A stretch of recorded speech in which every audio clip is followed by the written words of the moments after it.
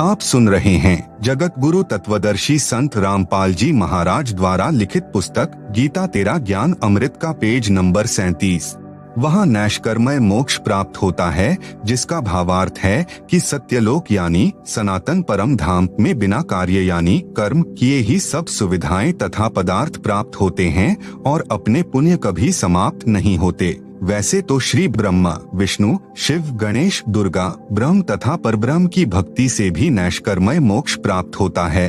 वह कुछ समय तक ही रहता है, जो प्रत्येक देवता के लोक में बने स्वर्ग यानी होटल में प्राप्त होता है, परंतु वहाँ प्राणी को अपने पुण्यों का प्रतिफल ही प्राप्त होता है। पुण्यों के समाप्त होने के पश्चात पुनर्जन्म तथा मृत्यु का चक्र पुनः प्रारंभ हो जाएगा। नैष्कर्मय मुक्ति का वर्णन गीता अध्याय 3 श्लोक 4 तथा अध्याय 18 श्लोक 49 में है। जिस सनातन परम धाम तथा शांति की प्राप्ति के लिए तथा उस परमेश्वर की शरण में जाने के लिए गीता अध्याय 18 श्लोक 62 तथा अध्याय 15 श्लोक 4 में कहा है, वह गीता ज्ञान दाता से अन्य पूर्ण परमात्मा है। गीता अध्याय 8 श्लोक 5 तथा 7 में तो गीता ज्ञान दाता ने अपनी भक्ति करने को कहा है, उससे तो जन्म मृत्यु दोनों की बनी रहेगी। इसलिए फिर गीता अध्याय 8 श्लोक 8, 9, 10 में उस परमेश्वर की भक्ति करने के लिए कहा है, जिसका वर्णन गीता अध्याय 18 श्लोक 62 तथा अध्याय 15 श्लोक 4 में है। फिर गीता अध्याय 8 के ही श्लोक 18 में कहा है। गीता अध्याय 15 श्लोक 16, 17 में 3 पुरुष बताए हैं। नंबर 1 क्षर पुरुष, यह स्वयं गीता ज्ञान दाता है। इसे क्षर ब्रह्म भी कहते हैं। यह केवल 21 ब्रह्मांडों का प्रभु है। नंबर 2 अक्षर पुरुष, इसे परब्रह्म भी कहते हैं। यह केवल 7 शंख ब्रह्मांडों का प्रभु है। नंबर 3 परम अक्षर पुरुष है, जिसे परम अक्षर ब्रह्म परमेश्वर सत्य पुरुष अविनाशी परमात्मा भी कहते हैं, जो असंख्य ब्रह्मांडों का स्वामी है। यहाँ पर अर्थात श्रीमद् भगवत गीता के अध्याय 8 श्लोक 8, 9, 10, 20 तथा 22 में परम अक्षर पुरुष के विषय में वर्णन है। अध्याय 8 श्लोक 18 में अक्षर पुरुष के विषय में वर्णन है। जिस समय अक्षर पुरुष का एक दिन समाप्त होता है, जो 1000 युगों का होता है।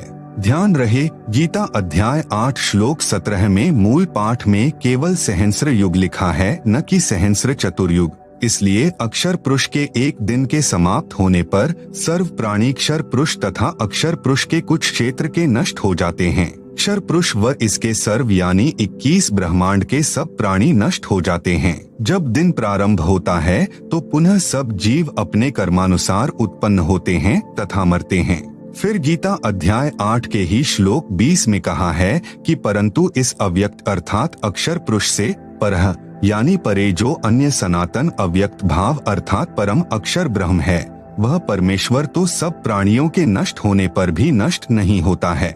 आप सुन रहे हैं जगत गुरु तत्वदर्शी संत रामपाल जी महाराज द्वारा लिखित पुस्तक गीता तेरा ज्ञान अमृत का पेज नंबर 38।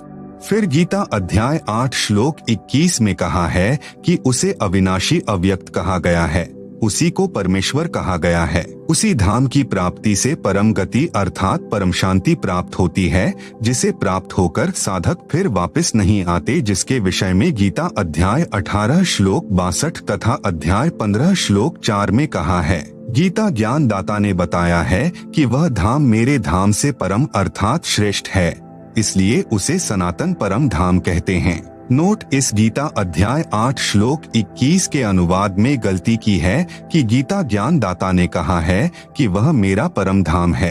वास्तव मूल पाठ में लिखा है तत् धाम परमम मम, इसमें मम शब्द में हलंत यानी मम नहीं है। प्रमाण के लिए उन्हीं गीता अनुवादकों ने गीता अध्याय 3 श्लोक 23 में मम का अर्थ करते समय अर्थ किया है मम यानी मेरा ही। इसी प्रकार इस अध्याय 8 श्लोक 21 में मम का अर्थ मेरे से परम धाम है, सही है।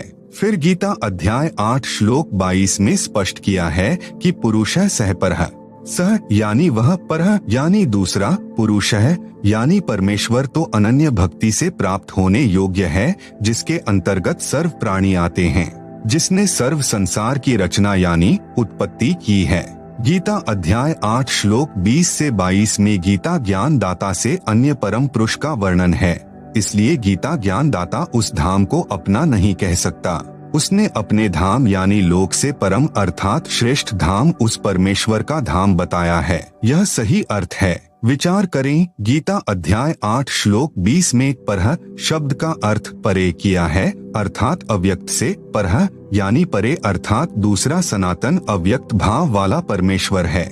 इसी प्रकार गीता के इस अध्याय 8 श्लोक 22 में कहा है कि सह यानी वह, परह यानी जो परे अर्थात दूसरा, पुरुष है यानी परमेश्वर है, उसकी प्राप्ति अनन्य भक्ति से ही संभव है। इसका अन्य प्रमाण गीता अध्याय 7 श्लोक 12 से 15 में तीनों गुणों रजगुण ब्रह्मा जी, सतगुण विष्णु जी तथा तमगुण शंकर जी की भक्ति करने वालों को राक्षस स्वभाव को धारण किए हुए मनुष्यों में नीच दूषित कर्म करने वाले मूर्ख बताया है, तथा गीता ज्ञान दाता ने कहा है कि ये मुझे नहीं भजते। अपनी भक्ति के विषय में गीता अध्याय 7 श्लोक 16 से 18 में कहा है कि मेरी भक्ति से होने वाली गति अनुत्तम यानी घटिया है। गीता अध्याय 7 श्लोक 19 में कहा है कि बहुत बहुत जन्मों के अंत में किसी जन्म में मेरी भक्ति करते हैं, अन्यथा अन्य देवताओं और भैरव भूतों की पूजा ही करते रहते हैं। परंतु यह बताने वाला संत बहुत दुर्लभ है कि वासुदेव अर्थात वह पूर्ण परमात्मा जिसका वास अर्थात सत्ता सबके ऊपर है, वही सर्वम यानी सब कुछ है, यानी वही पूजा के योग्य है, उसी की भक्ति से पूर्ण मोक्ष प्राप्त होता है। वही सर्व सृष्टि का रचनहार है, सबका धारण पोषण करने वाला है। आप सुन रहे हैं जगत गुरु तत्वदर्शी संत रामपाल जी महाराज द्वारा लिखित पुस्तक गीता तेरा ज्ञान अमृत का पेज नंबर 39। फिर गीता अध्याय 7 श्लोक 29 में गीता ज्ञान दाता ने कहा है कि जो साधक मेरे ज्ञान को आधार बनाकर तत्वदर्शी संतों से ज्ञान प्राप्त करके केवल जरा यानी वृद्धा अवस्था के दुख से तथा मरण यानी मृत्यु के दुख से छूटने के लिए भक्ति करके प्रयत्न करते हैं, वे संसार की सर्व वस्तुओं को नाशवान मानकर इनकी इच्छा नहीं करते, केवल मोक्ष उद्देश्य से ही भक्ति करते हैं। वे तत् ब्रह्म यानी उस ब्रह्म को विदु यानी जानते हैं, सब कर्मों से परिचित हैं, सर्व अध्यात्म ज्ञान से परिचित हैं। गीता अध्याय 7 श्लोक 29। गीता अध्याय 8 श्लोक 1 में अर्जुन ने प्रश्न किया कि हे भगवान, किम तत् ब्रह्म यानी वह ब्रह्म क्या है जिसको जानकर साधक केवल मोक्ष ही चाहता है। इसका उत्तर गीता अध्याय 8 श्लोक 3 में गीता ज्ञान दाता ने दिया है। कहा है कि वह परम अक्षर ब्रह्म है। गीता ज्ञान दाता ने इस परम अक्षर ब्रह्म की जानकारी गीता अध्याय 8 में ही श्लोक नंबर 8, 9, 10, 20, 21, 22 में भी दी है, जो गीता ज्ञान दाता से अन्य है। गीता अध्याय 2 श्लोक 17 में कहा है कि जिस परमेश्वर ने संपूर्ण जगत की रचना की है, जिससे यह जगत व्याप्त है, अर्थात जिसकी शक्ति से सर्व ब्रह्मांड टिके हैं, रुके हैं, वह वास्तव में अविनाशी परमात्मा है, जिसका नाश करने में कोई समर्थ नहीं है। गीता अध्याय 15 श्लोक 17 में भी कहा है कि पुरुषोत्तम तो अन्य है। गीता अध्याय 15 श्लोक 16 में 2 पुरुष कहे हैं, क्षर पुरुष तथा अक्षर पुरुष। उत्तम पुरुष इनसे अन्य है, अर्थात श्रेष्ठ परमेश्वर, जो तीनों लोकों में प्रवेश करके सबका धारण पोषण करता है, वह परमात्मा कहा जाता है। वही वास्तव में अविनाशी परमेश्वर है। गीता अध्याय 15 श्लोक 17। फिर गीता अध्याय 2 के ही श्लोक 59 में भी गीता ज्ञान दाता ने अपने से अन्य परमात्मा के विषय में कहा है। प्रसंग गीता अध्याय 2 श्लोक 53 से चला है, जिसमें कहा है कि हे अर्जुन, जिस समय भांति भांति के भ्रमित करने वाले ज्ञान के वचनों से विचलित हुई तेरी बुद्धि जब परमात्मा में अटल यानी स्थिर ठहर जाएगी, तब तू योग को प्राप्त होगा। गीता अध्याय 2 श्लोक 53। फिर गीता अध्याय 2 श्लोक 59 में कहा है कि कुछ व्यक्ति निराहार रहकर यानी भोजन त्याग कर केवल फलाहार या दुग्धाहार ही करते हैं। उनके कुछ समय के लिए विषय विकार तो निवृत्त हो जाते हैं, परंतु संसार के पदार्थों से आसक्ति निवृत्त नहीं होती। शास्त्रानुसार साधना करने से उस अन्य परमात्मा का साक्षात्कार होता है, जिससे विषय विकार तथा आसक्ति भी निवृत्त हो जाती है। गीता अध्याय 2 श्लोक 59 के मूल पाठ में परम शब्द जिसका अर्थ है पर अर्थात दूसरा होता है। उदाहरण के लिए गीता अध्याय 7 श्लोक 13 में मूल पाठ में यही परम शब्द है। इसमें गीता ज्ञान दाता ने कहा है कि तीनों गुणों रजगुण श्री ब्रह्मा जी, सतगुण श्री विष्णु जी तथा तमगुण श्री शंकर जी के भाव से सारा संसार मोहित हो रहा है। इनसे परे मुझे नहीं जानता। गीता अध्याय 7 श्लोक 13। इसमें परम यानी पर यानी परे अर्थात दूसरा अर्थ हुआ। आप सुन रहे हैं जगत गुरु तत्वदर्शी संत रामपाल जी महाराज द्वारा लिखित पुस्तक गीता तेरा ज्ञान अमृत का पेज नंबर 40।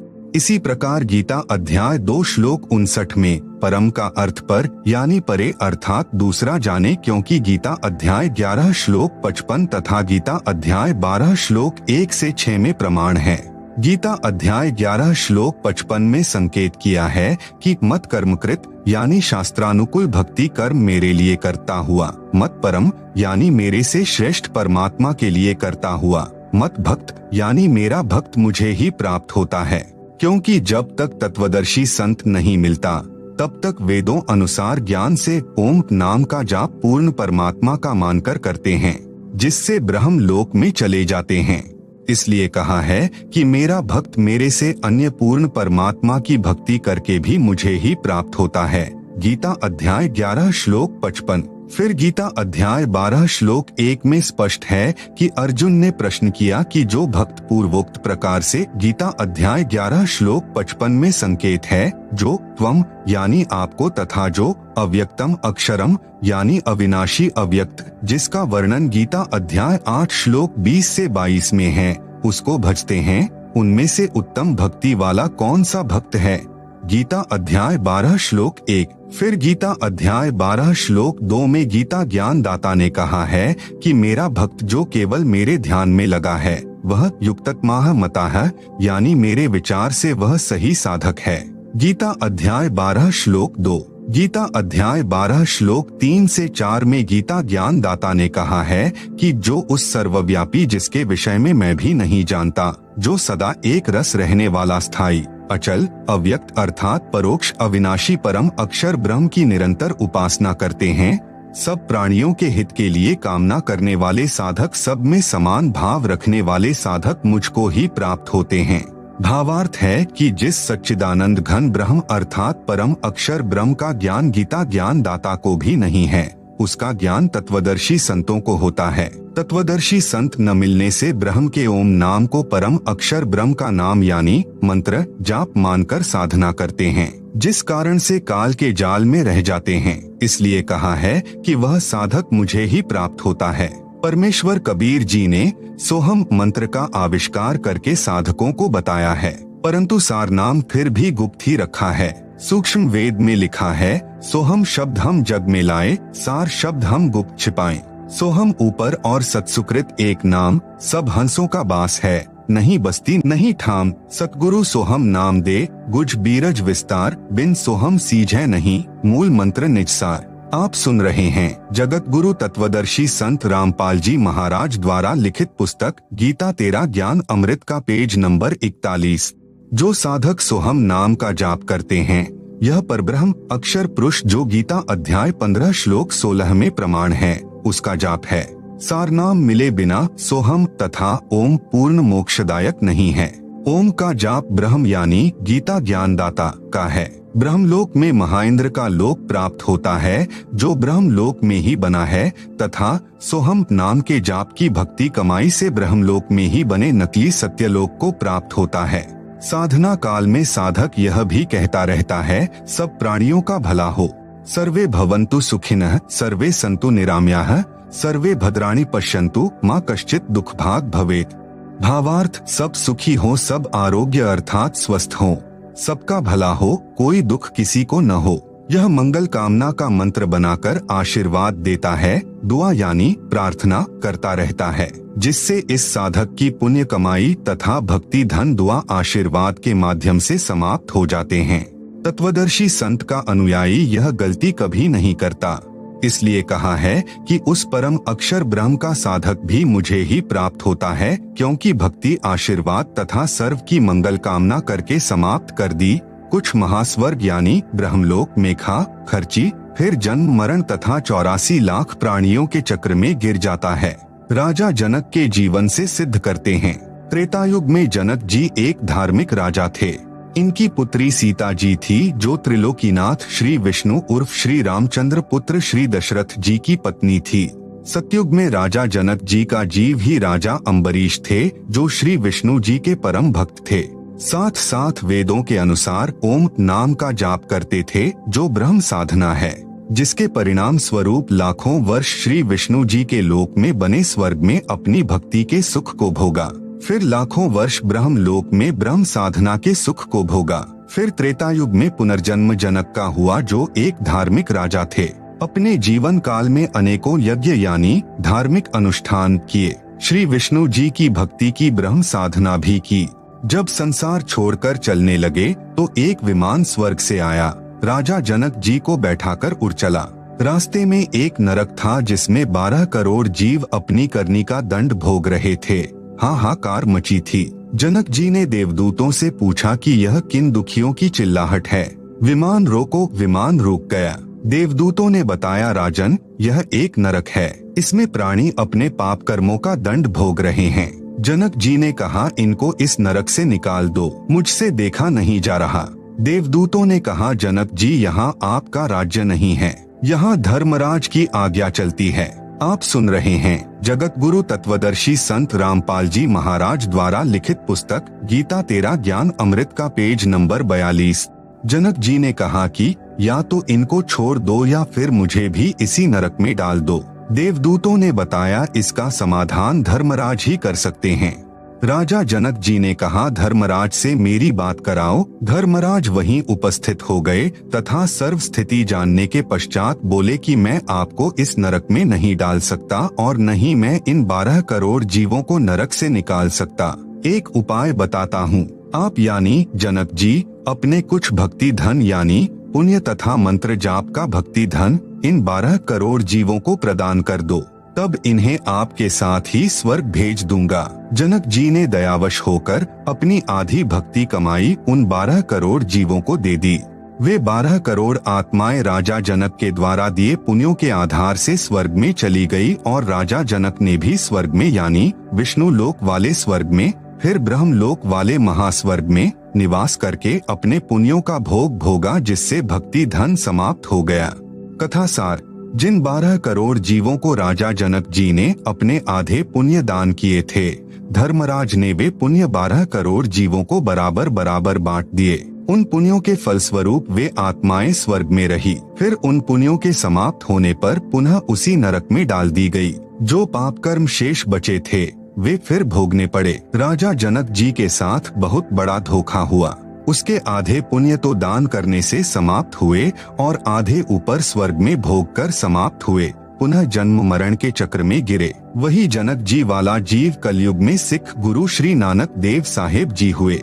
श्री नानक जी को सुल्तानपुर शहर में बेई नदी के घाट पर पूर्ण परमात्मा एक जिंदा साधु के वेश में मिले। उनको उस सनातन परम धाम यानी सत्यलोक यानी सचखंड में ले गए। फिर तीसरे दिन वापस उसी बेई नदी के घाट पर छोड़ा, सर्व तत्व ज्ञान कराया, उनके पूर्व अनेकों अच्छे जीवन के जन्म दिखाए, उनको सत्य नाम यानी जो 2 अक्षर का मंत्र है, जिसमें एक ओंकार यानी ओम है तथा दूसरा गुप्त है, उपदेशी को ही बताया जाता है कि दीक्षा दी। तब श्री नानक देव साहेब जी का पूर्ण मोक्ष हुआ। यदि परमात्मा तत्वदर्शी संत रूप में प्रकट होकर तत्व ज्ञान नहीं बताते तो श्री नानक देव जी वाले जीव का जन्म मरण चक्र कभी समाप्त नहीं होता। वह सत्य साधना मेरे पास यानी संत रामपाल जी के पास है। प्रसंग चल रहा है कि भावना में बहकर आशीर्वाद द्वारा अपनी भक्ति धन कभी नष्ट नहीं करना चाहिए। आपने कोई भी बुद्धिमान धनवान व्यक्ति अपने नोटों को अन्य किसी को बांटता नहीं देखा होगा। यदि किसी की सहायता करना चाहें तो उसे कमाने का तरीका बताएं, जिससे वह अपने पैरों पर खड़ा होकर धनी बन सके। इसी प्रकार भक्तजन जिसकी सहायता करना चाहें तो उसको पूर्ण गुरु से दीक्षा दिलाकर भक्ति धन कमाने की प्रेरणा दें। आप सुन रहे हैं जगत गुरु तत्वदर्शी संत रामपाल जी महाराज द्वारा लिखित पुस्तक गीता तेरा ज्ञान अमृत का पेज नंबर 43। गीता अध्याय 12 श्लोक 5 में कहा है कि जिनकी आस्था सच्चिदानंद घन ब्रह्म अर्थात परम अक्षर ब्रह्म में है और जो उसी को चेतसा यानी जानने वाले हैं, उनको अधिकतर क्लेश यानी शंका के कारण ज्ञान का झगड़ा बना रहता है। उन मानव शरीरधारियों के लिए इस कारण से दुखपूर्वक प्राप्त की जाने वाली गति है। भावार्थ वही है कि तत्वदर्शी संत न मिलने के कारण कबीर पंथी यानी घीसा दास पंथी, गरीबदास पंथी, दादू पंथी, नेकीराम पंथी थे। सब कबीर पंथी कहलाते हैं, भी कठिन तपस्या करते हैं, व्रत मौन व्रत अन्य कठिन साधना ही करते हैं। इसलिए कहा है कि उस पूर्ण परमात्मा की साधना क्लेशयुक्त तथा दुख पूर्वक प्राप्त होने योग्य है। वास्तव में सर्व साधना जो शास्त्रानुकूल है वह बहुत आसान है। प्रमाण यजुर्वेद अध्याय 40 मंत्र 15 में ब्रह्म साधना के लिए कहा है कि वायुः अनिलम अमृतम अथ इदम भस्मांतम शरीरम ओम कृतम स्मर किल्बे स्मर कृतुः स्मर।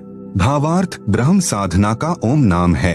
इससे मिलने वाला अमृतम अर्थात मोक्ष प्राप्ति के लिए ओम नाम का जाप, वायुः अनिलम यानी श्वास उश्वास से पूरी लगन के साथ शरीर नष्ट होने तक, कृतम यानी कार्य करते करते, स्मर यानी स्मरण कर, किल्बे स्मर यानी पूरी कसक अर्थात किलबिलाहट यानी विलाप जैसी स्थिति से स्मरण कर, कृतुः स्मर यानी मनुष्य जीवन का मूल कार्य जानकर स्मरण कर। यजुर्वेद अध्याय 40 मंत्र 15।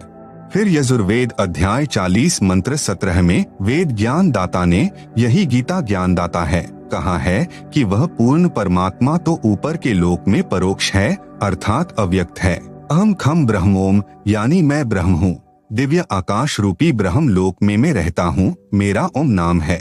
यजुर्वेद अध्याय 40 मंत्र 10 में वेद ज्ञान दाता ने कहा कि कोई तो परमात्मा को संभवात यानी उत्पन्न होने वाला अवतार रूप में साकार मानता है, कोई असंभवात यानी उत्पन्न न होने वाला अर्थात निराकार मानता है।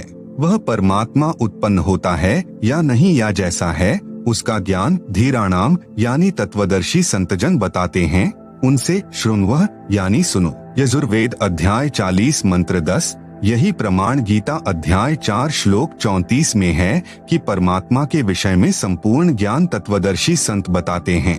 उनकी खोज कर उनसे निष्कपट भाव से तथा दंडवत प्रणाम करके विनम्रता से प्रश्न करने से वे तत्वदर्शी संत तेरे को तत्व ज्ञान का उपदेश करेंगे। सूक्ष्म वेद में भी कहा कि नाम उठत नाम बैठत, नाम सोवत जागरे, नाम खाते नाम पीते, नाम सेती लागरे। भावार्थ परमात्मा की साधना केवल नाम के जाप से होती है। उस नाम का जाप कार्य करते करते करो, सोने से पहले, सुबह उठते ही, खाना खाते समय, पेय पदार्थ पीते समय अर्थात सर्व कार्य करते करते नाम का स्मरण करो। भावार्थ है कि हठ योग न करके कर्मयोग में साधना करो। आप सुन रहे हैं जगत गुरु तत्वदर्शी संत रामपाल जी महाराज द्वारा लिखित पुस्तक गीता तेरा ज्ञान अमृत का पेज नंबर 44। गीता में 2 प्रकार का ज्ञान है। गीता का जो ज्ञान वेदों यानी ऋग्वेद, यजुर्वेद, सामवेद तथा अथर्ववेद तथा सूक्ष्म वेद जो सच्चिदानंद घन ब्रह्म अर्थात सत्य पुरुष ने अपने मुख कमल से तत्व ज्ञान बोला है, उससे मेल नहीं करता है तो वह गलत ज्ञान है।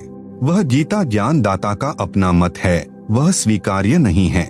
गीता ज्ञान दाता ने कई श्लोकों में गीता अध्याय 13 श्लोक 2, अध्याय 7 श्लोक 18, अध्याय 6 श्लोक 36, अध्याय 3 श्लोक 31 तथा अध्याय 18 श्लोक 70 में कहा है कि ऐसा मेरा मत है, मेरा विचार है।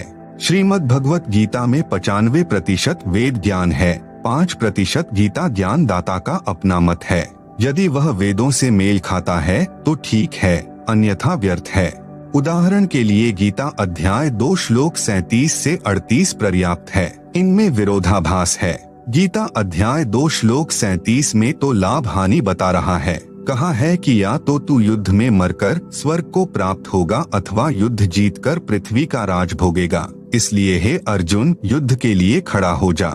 गीता अध्याय 2 श्लोक 37। फिर गीता अध्याय 2 श्लोक 38 में ही तुरंत इसके विपरीत कहा है कि जय पराजय अर्थात हार जीत सुख दुख को समान समझकर युद्ध के लिए तैयार हो जा। इस प्रकार युद्ध करने से तू पाप को प्राप्त नहीं होगा। गीता अध्याय 2 श्लोक 38। गीता अध्याय 11 श्लोक 33 में भी स्पष्ट किया है कि तू उठ यश को प्राप्त कर, शत्रुओं को जीतकर धन धान्य से संपन्न राज्य को भोग। मैंने तेरे सामने वाले योद्धाओं को पहले ही मार रखा है, तू केवल निमित्त मात्र बन जा। पांडवों द्वारा की गई यज्ञ महाभारत ग्रंथ में एक प्रकरण आता है कि कुरुक्षेत्र के मैदान में युद्ध हुआ, करोड़ों सैनिक मारे गए, करोड़ों बहनें विधवा हो गई, करोड़ों बच्चे अनाथ हो गए। पांडव युद्ध जीत गए, कौरवों का सर्वनाश हो गया। दिल्ली यानी इंद्रप्रस्थ की गद्दी पर श्री युधिष्ठिर को बैठाकर श्री कृष्ण जी द्वारका चले गए। युधिष्ठिर राजा को भयंकर स्वप्न आने लगे, जिसमें सिर कटे व्यक्ति उनके महल में प्रवेश करते दिखाई देने लगे। करोड़ों बच्चे पिताजी पिताजी कहकर चिल्लाते दिखाई देने लगे।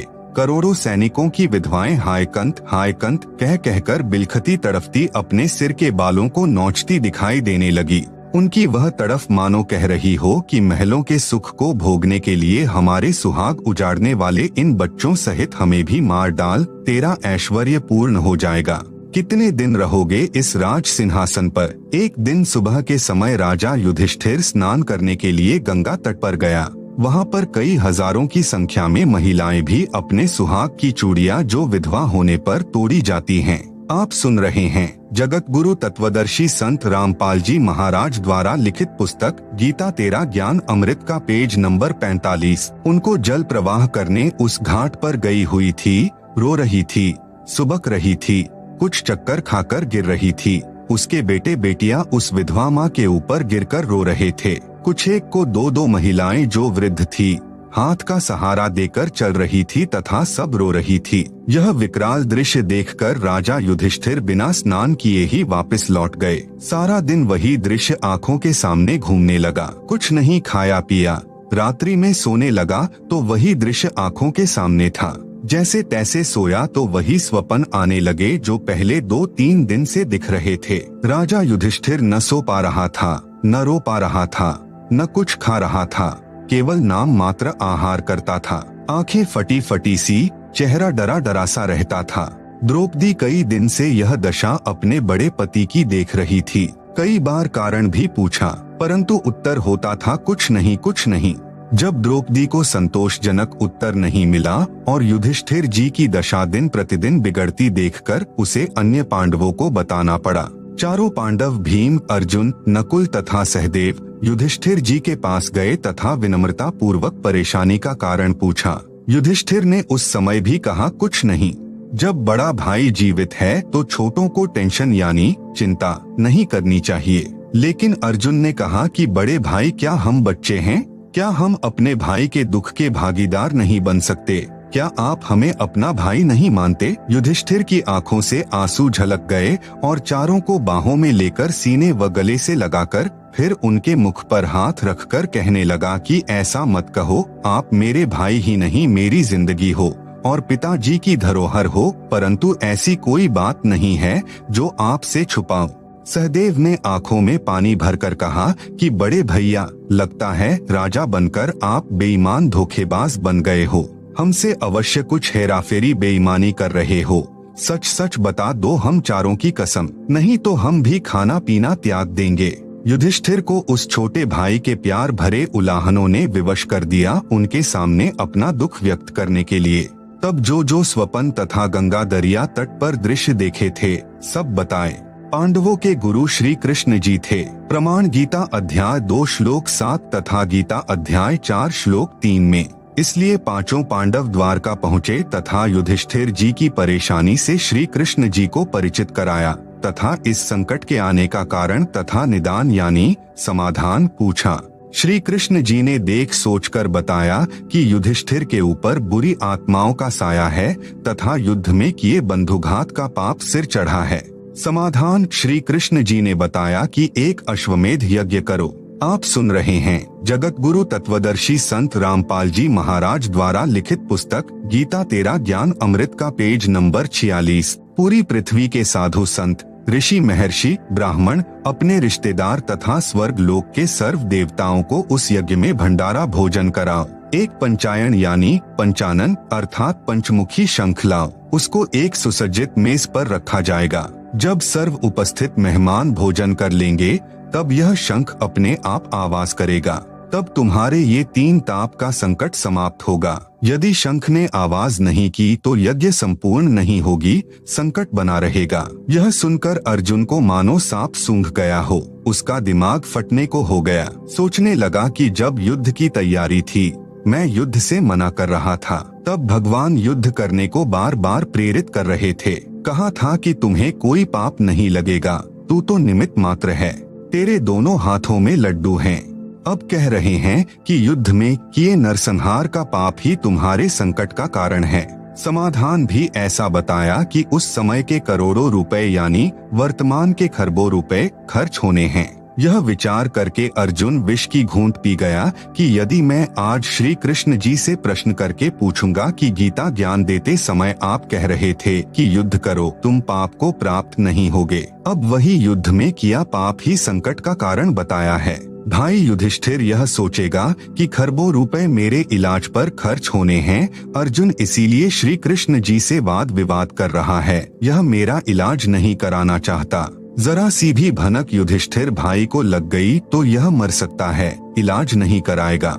यह विचार करके अर्जुन ने यज्ञ की तिथि तथा स्थान पूछकर यज्ञ की तैयारी की। उस यज्ञ में 33 करोड़ देवता, 88,000 ऋषि, 12 करोड़ ब्राह्मण, 56 करोड़ यादव यानी अर्जुन की ससुराल वाले द्वारका से 9 नाथ, 84 सिद्ध महात्मा, अन्य अनेकों सामान्य जनता जन आए तथा श्री कृष्ण सहित सबने भोजन खाया, परंतु शंख ने आवाज नहीं की। फिर संत सुदर्शन यानी सुपच जी को बुलाया गया, तब वह शंख बजा, यज्ञ संपूर्ण हुई।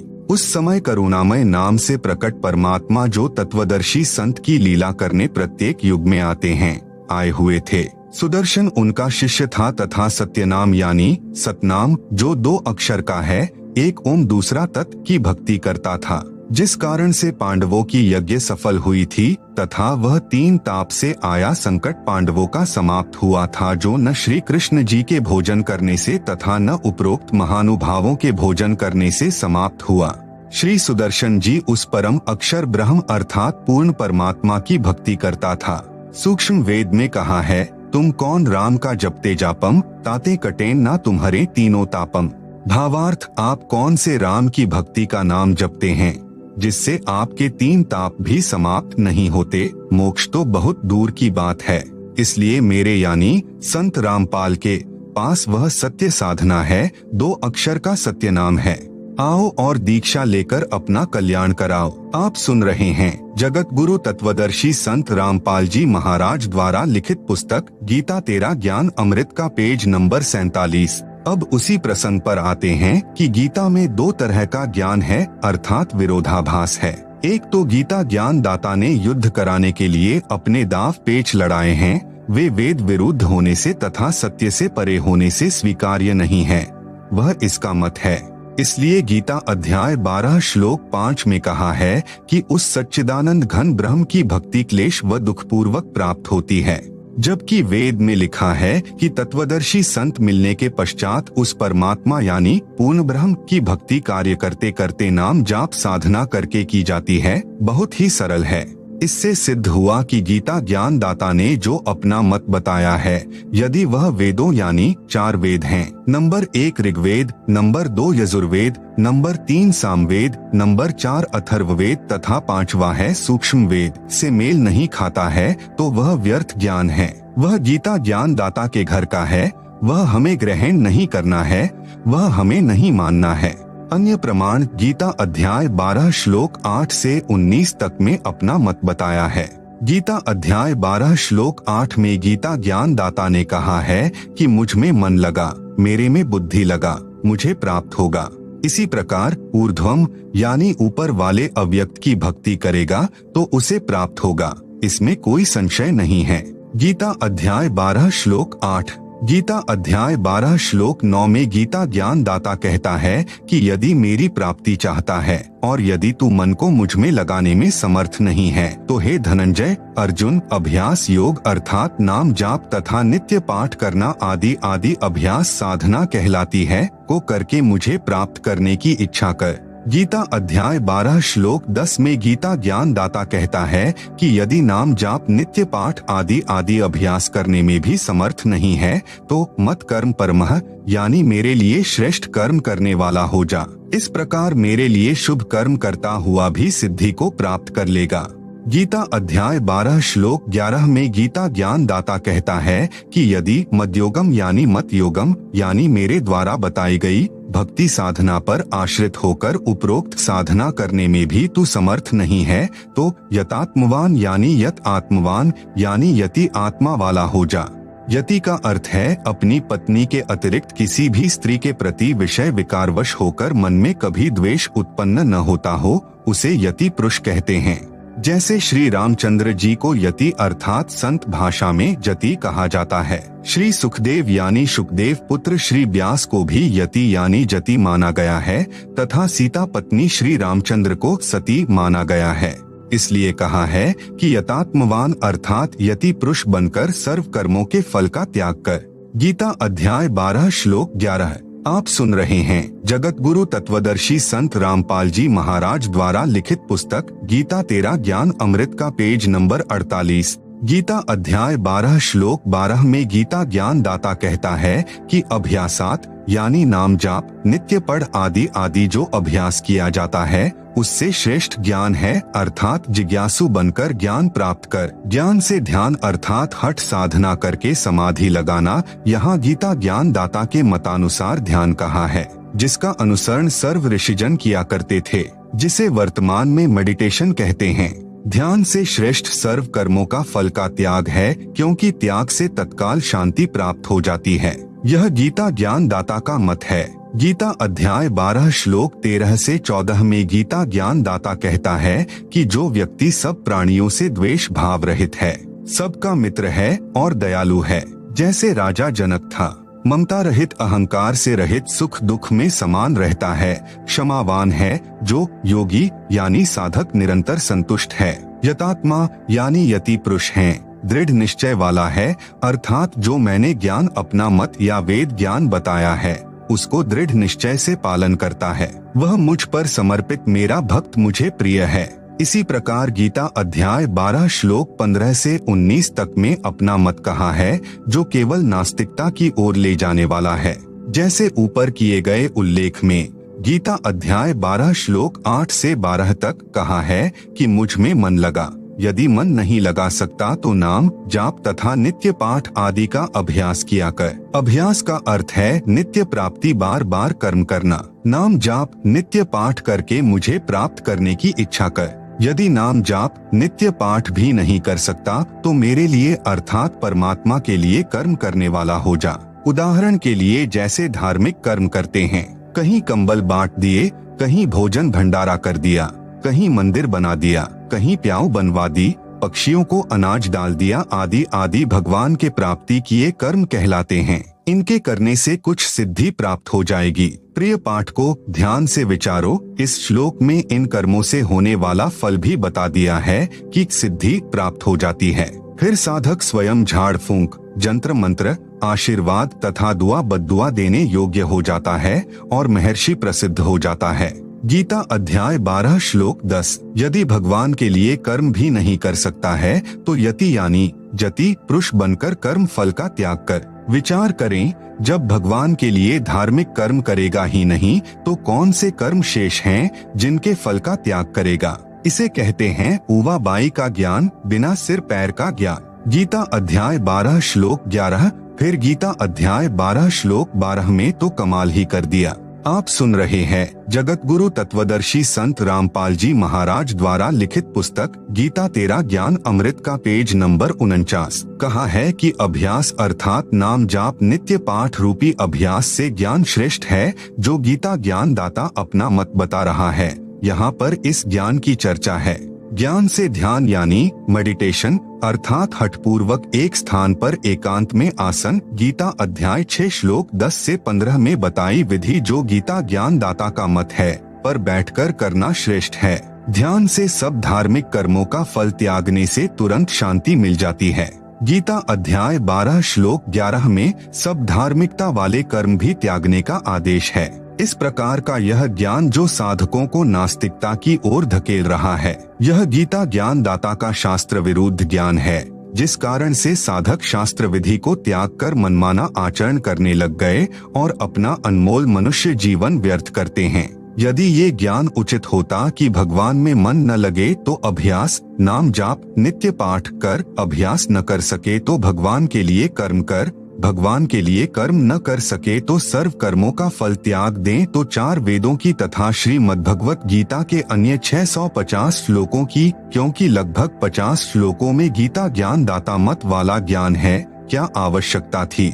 यही 4 से 5 श्लोक पर्याप्त थे। इस प्रकार गीता ज्ञान दाता ने जो अपना मत बताया है, जो वेदों के विरुद्ध है, वह स्वीकार करने योग्य नहीं है। गीता अध्याय 12 श्लोक 20 में अपने अज्ञान को छुपाने के लिए फिर कहा है कि परंतु जो श्रद्धाना है, यानी साधक श्रद्धा के साथ मत परमाह यानी मत परमाह यानी मेरे से श्रेष्ठ परमेश्वर को पर्युवास्ते यानी पूजते हैं, वे मुझे अधिक प्रिय हैं।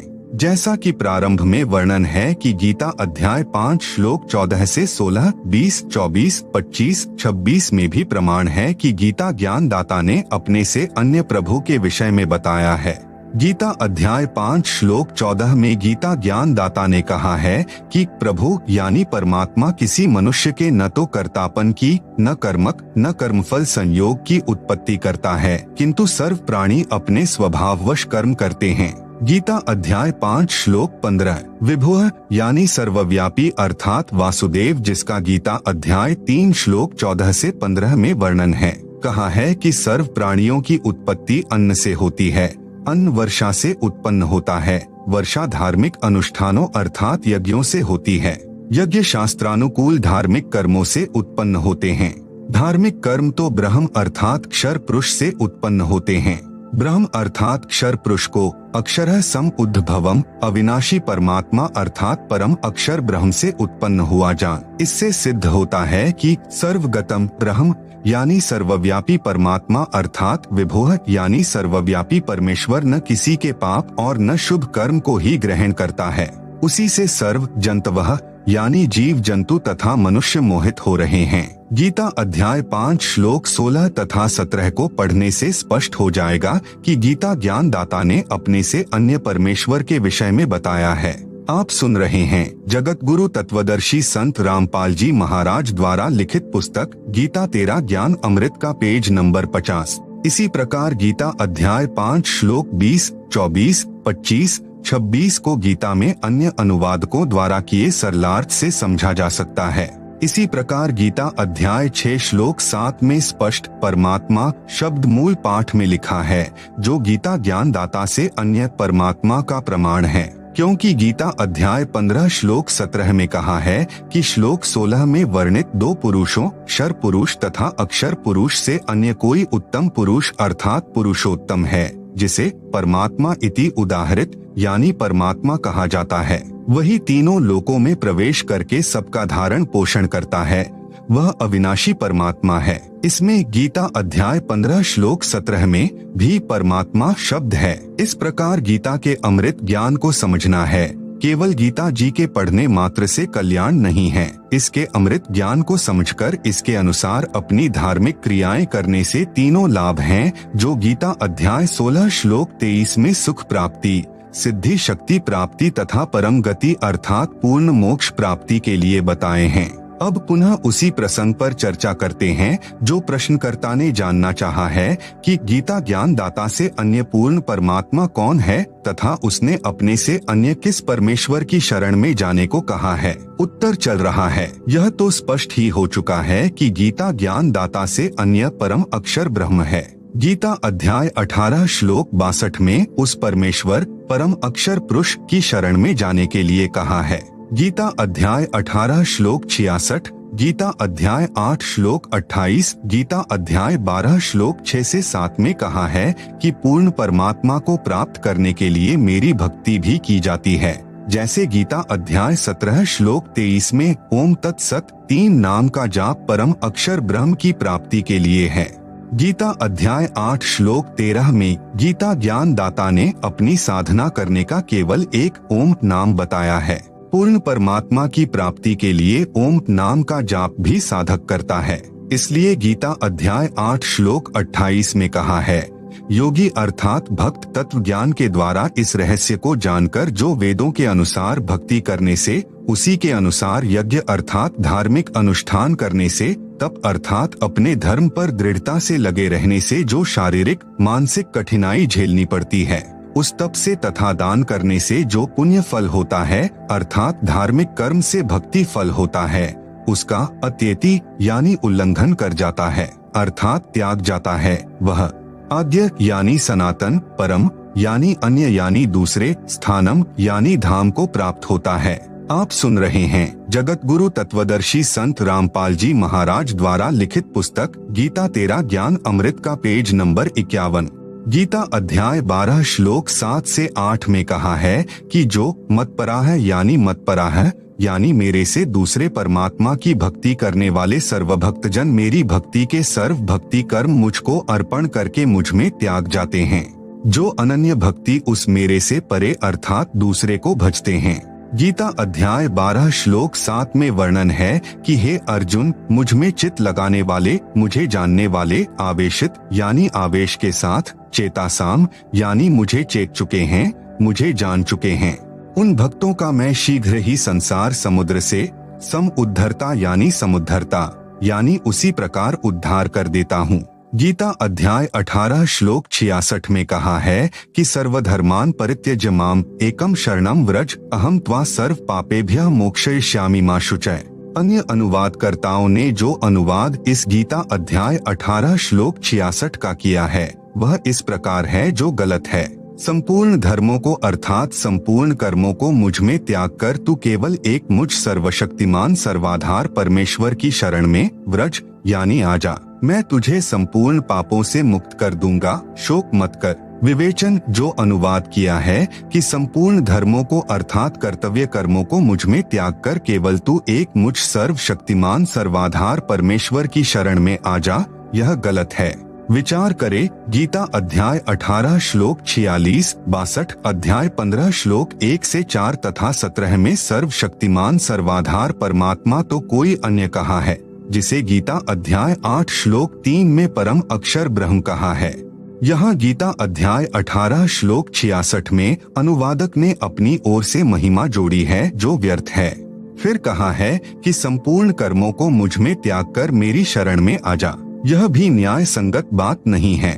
यदि कोई कहे कि सर्व कर्म मुझ में छोड़ और मेरी शरण में आजा, इससे भी स्पष्ट है कि सर्व धार्मिक कर्मों की भक्ति कमाई को मुझ में छोड़कर अन्य की शरण में जा। वैसे भी व्रज का अर्थ जाना है, आना नहीं किया जा सकता।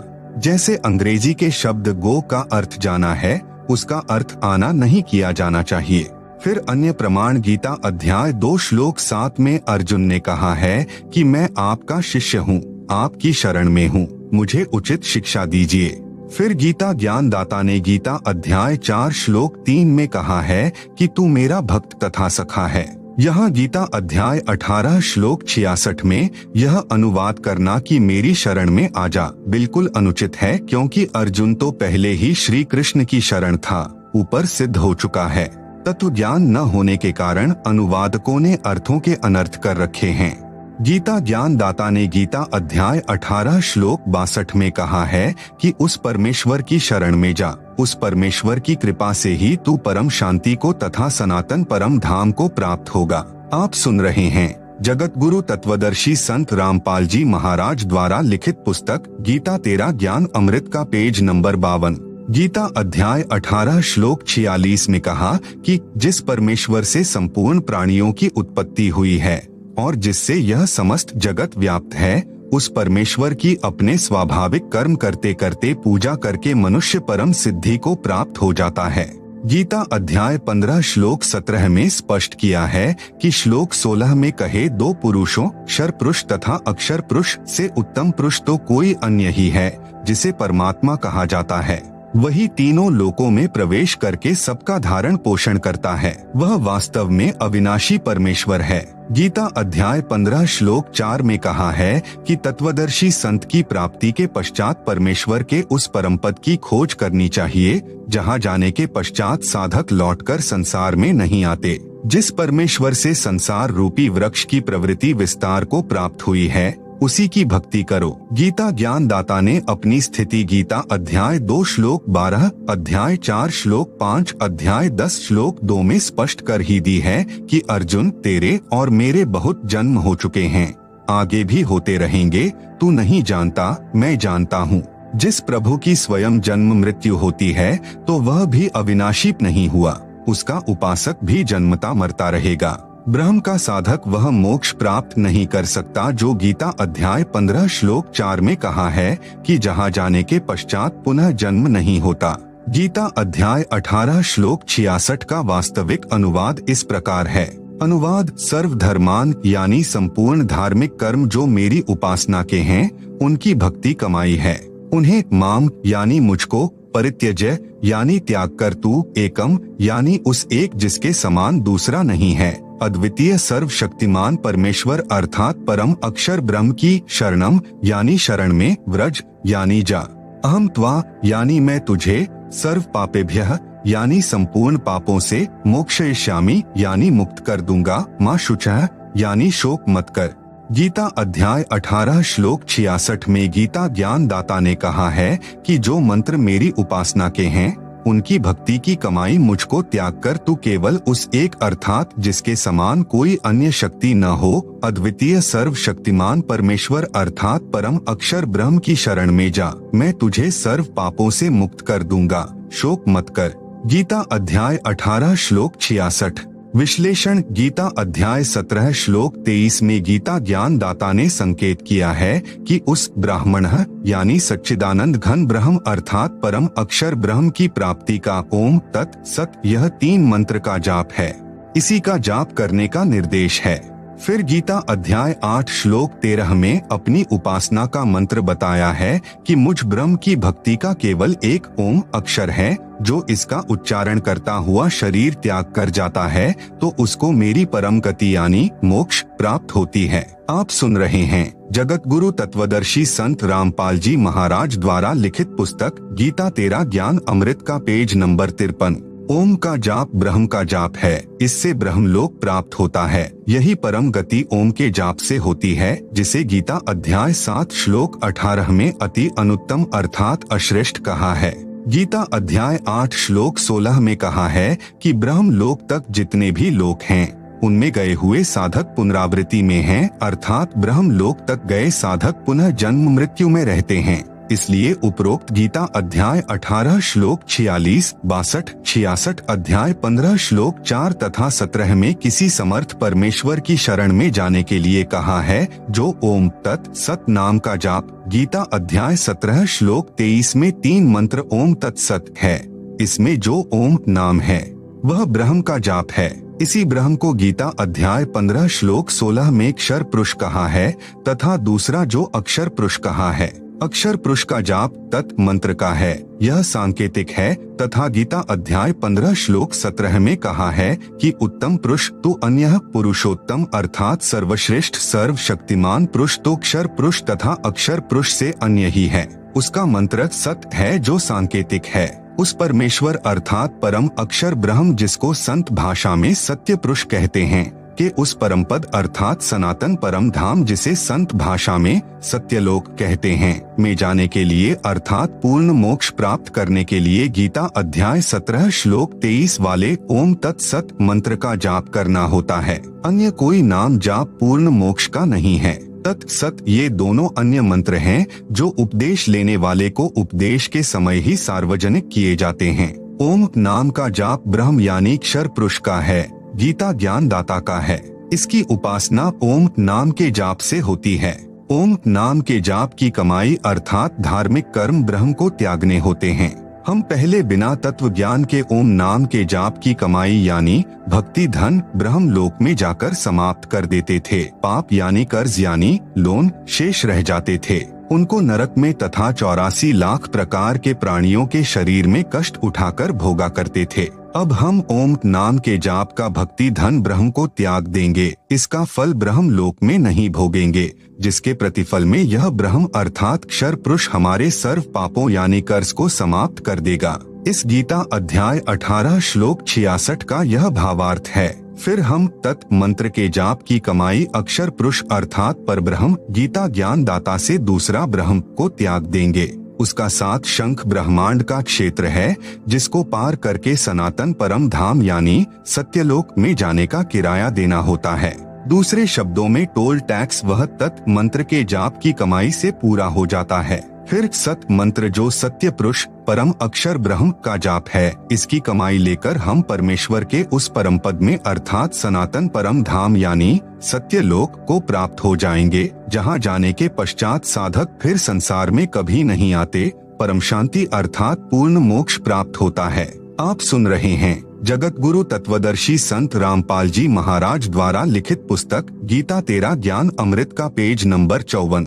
यह संपूर्ण भक्ति साधना मेरे यानी संत रामपाल दास के पास है। आओ और अपना कल्याण कराओ। यह है यथार्थ गीता के अध्याय 18 श्लोक 66 का अनुवाद। इसलिए कहा है गीता तेरा ज्ञान अमृत। उपरोक्त प्रमाणों से सिद्ध हुआ कि गीता ज्ञान दाता से अन्य पूर्ण परमात्मा है। उसी की शरण में जाने के लिए गीता ज्ञान दाता ने गीता अध्याय 18 श्लोक 62-66 में कहा है। जिस अनमोल गीता ज्ञान को ठीक से न समझकर अज्ञानी व्यक्तियों ने उल्टा अर्थ किया है, लिखा है कि गीता ज्ञान देने वाला अपनी ही शरण में आने को कह रहा है। जैसे किसी व्यक्ति का कार्य मुख्यमंत्री के अधिकार में है और वह मंत्री के पास खड़ा है, मंत्री से विनय कर रहा है कि यह कार्य कर दीजिए। मंत्री बुद्धिमान होता है, वह भ्रमित नहीं करता। वह कहेगा कि यदि आपको यह कार्य कराना है तो आप मुख्यमंत्री के पास जाएं, उनकी कृपा से ही आपका कार्य हो सकता है।